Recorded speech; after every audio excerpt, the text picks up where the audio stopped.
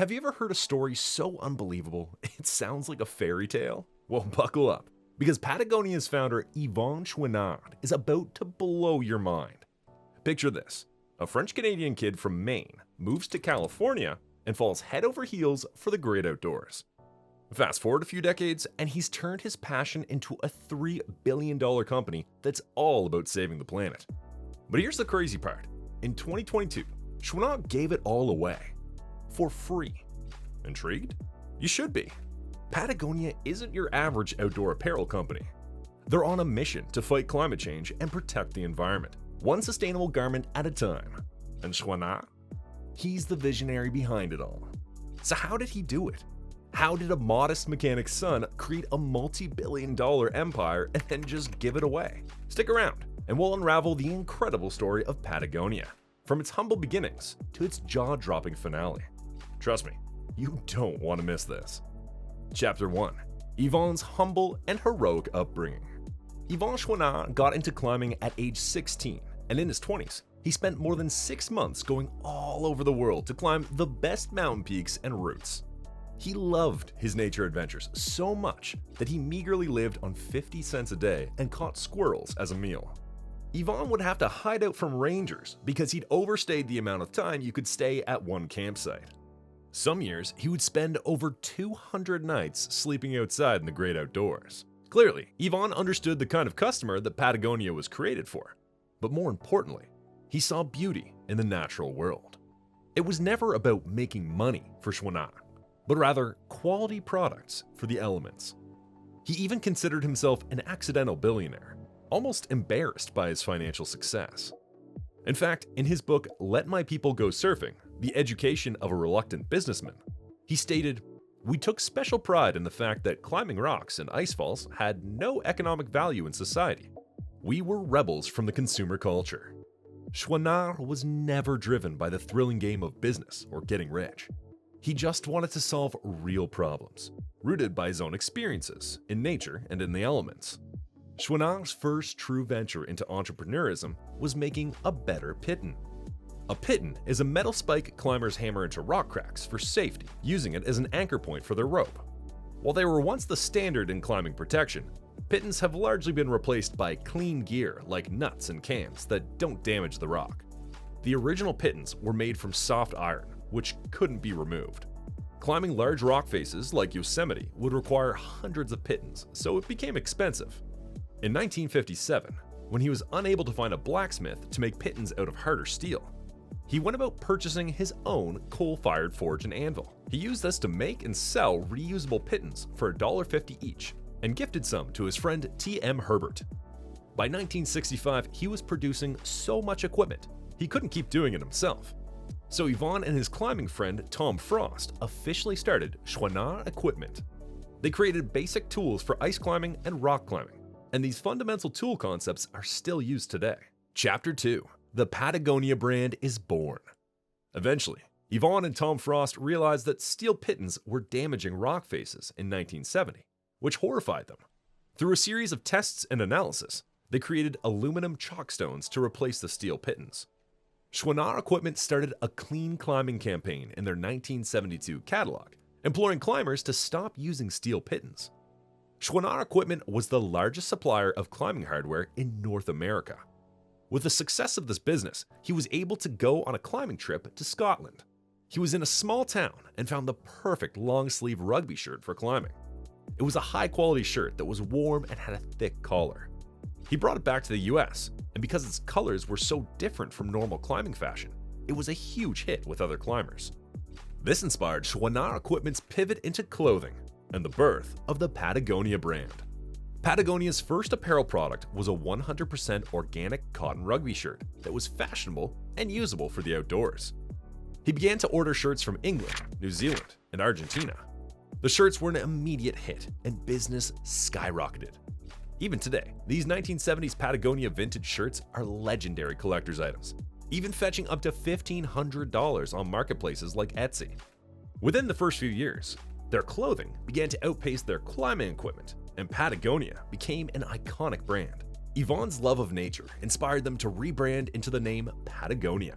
They chose Patagonia because of the awe-inspiring beauty it evokes. Romantic visions of glaciers tumbling into fjords, jagged windswept peaks, gauchos and condors.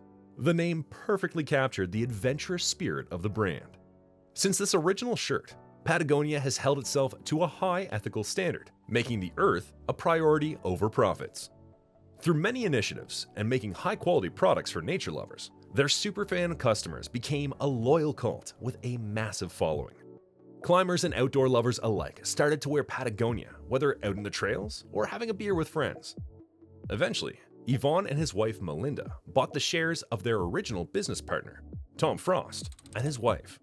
Yvon and Melinda became the sole owners. As Patagonia grew, Yvon realized he needed to build a great team and recruited Chris McDivitt in the 1980s. She was the dynamic CEO that put Patagonia on the map, developing the company into one of the most successful outdoor companies globally, all the while keeping the vision of conservation and eco-friendly business decisions. Her time with the company from the 1980s to 1993 was instrumental in getting the brand recognized. Chapter 4: Building a Sustainable Empire. As the business grew and grew, capturing the hearts and wallets of conscious consumers and outdoor enthusiasts, Yvon was never about making money, but about creating solutions. This is reflected across all Patagonia products. Patagonia has consistently prioritized business ethics and environmental conservation. Over the years, they've launched various initiatives and programs to build the sustainable powerhouse they are today. The Don't Buy a Jacket campaign was for Patagonia's Threads recycling program. This campaign got immediate attention with its anti-consumerism message. It allowed people with Patagonia apparel to have their clothing fixed for free instead of purchasing a new piece. Since 1985, they have also donated 1% of their sales in a campaign they call 1% for the Planet, which is donated to domestic and international grassroots environmental groups, making a difference in their local communities. Patagonia used organic cotton before it was cool, after PETA reports revealed how damaging normal cotton growing was to the environment. Patagonia even found a way to recycle and reuse environmentally damaging materials in their apparel, recycled bottles, and even fishing nets. In Vietnam, when a fisherman is done with his old fishing net, he can sell it to representatives of Patagonia. Patagonia then repurposes the fishing net, which can then be used for material in shirts, shorts, and other apparel. This not only gives a local Vietnamese fisherman extra money to feed his family, it also entices them to take the nets out of the water instead of leaving them to pollute and kill marine life. This incredible model of capitalism, committed to conscious creation and consumption, is truly unique and revolutionary. It showcases Yvon and Patagonia's integrity and discipline in truly being a steward and partner of the environment. Patagonia's growing success. Patagonia's authentic concern for the planet created super brand loyal customers. These superfans motivated the decision to expand the product line to include a wide range of outdoor gear and apparel, from jackets and hiking boots to backpacks and sleeping bags. This broad assortment fundamentally drove their growth into the sustainable fashion empire that Patagonia is today. As the company grew into the 2000s, sales tripled, even as Chouinard was suggesting anti-consumerism to protect the environment. By 2017, Patagonia's sales surpassed $1 billion, marking a significant milestone in the company's growth.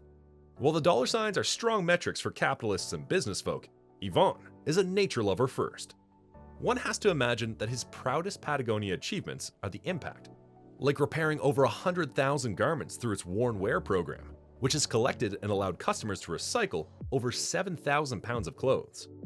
Patagonia's purpose-driven switch to 100% organic cotton in its products has reduced the massive use of harmful pesticides and fertilizers, sparking a sustainable revolution in the fashion industry. Patagonia even reduced landfill waste by 170,000 pounds in a single season by changing the garment's paper hang tag process. Even bigger, the decision to use recycled materials like plastic bottles and fishing nets has diverted millions of pounds of waste from landfills and oceans. And even though Yvon cares more about the scale of impact than the dollars, Patagonia has donated massive amounts of cash to environmental causes, over $100 million since the 1980s with its 1% for the Planet initiative. Despite these incredible amounts of environmental philanthropy, 1% for the Planet wasn't enough for Yvon. He wanted the planet to benefit from 100% of Patagonia. Chapter 5: Giving it all away. Nearly 50 years after founding Patagonia and building it into a massive entrepreneurial and environmentally focused empire, Yvon had a dilemma. He and his family were the majority owners and needed to start estate planning for once Yvon passed. "I didn't know what to do with the company because I didn't ever want a company," he said from his home in Jackson, Wyoming. "I didn't want to be a businessman. Now I could die tomorrow and the company's going to continue to do the right thing for the next 50 years, and I don't have to be around." Always true to his original beliefs, Yvon and his family transferred the ownership of the company to a designated trust and non-profit organization called the Patagonia Purpose Trust. This structure is a bit complex, so listen closely. How the Patagonia Purpose Trust works. As of August 2022, the Chouinard family no longer owns Patagonia. They essentially gave their company away to preserve nature by first setting up a trust and then setting up a second non-profit organization. First, Yvon and his family transferred 100% of their Class A voting stock to the Patagonia Purpose Trust, which represented 2% of the company. This trust has control over the crucial business decisions and Patagonia management. Secondly, the remaining 98% of the company held by Yvon and his family, which was Class B non-voting stock representing the economic value of the business, was transferred to the Hold Fast Collective, which is a non-profit organization. So, in essence, Patagonia is owned by a controlling shareholder, the Patagonia Purpose Trust, while a second shareholder, the Hold Fast Collective, receives all the profits and subsequent dividends that the Patagonia business generates. Patagonia will continue to operate as it always has, making a big profit. They'll operate as the brand, which is still based in Ventura, California. The Chouinard family will still oversee the leadership of the Patagonia Purpose Trust with a board of advisors, and will spearhead the philanthropic work of the Hold Fast Collective. The family is also still part of the Patagonia's board of directors. What does the Hold Fast Collective do? The Hold Fast Collective will address environmental issues, which includes initiatives that will improve the well-being of the planet and combat climate change. Based on Patagonia's strong financial performance, it's estimated that it will receive around $100 million a year as the economic beneficiary of the Patagonia company. This is a staggering amount of annual investment, which essentially means it can invest $1 billion every decade in preserving and restoring our natural environment. Talk about a tree hugger's dream, and imagine what an impact that kind of money can have. Did Yvon do it as a tax break? Some detractors criticize Yvon for this action because it helped him avoid paying over $700 million in taxes because he didn't sell the company. However, it's important to understand that he likely forfeited billions from not selling Patagonia in the first place. You can't pay taxes on unrealized earnings.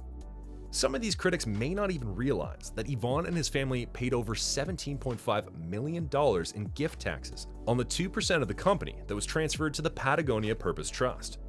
If giving away your company for nothing and then paying taxes on that gift doesn't demonstrate charity and a steadfast commitment to the cause, what does?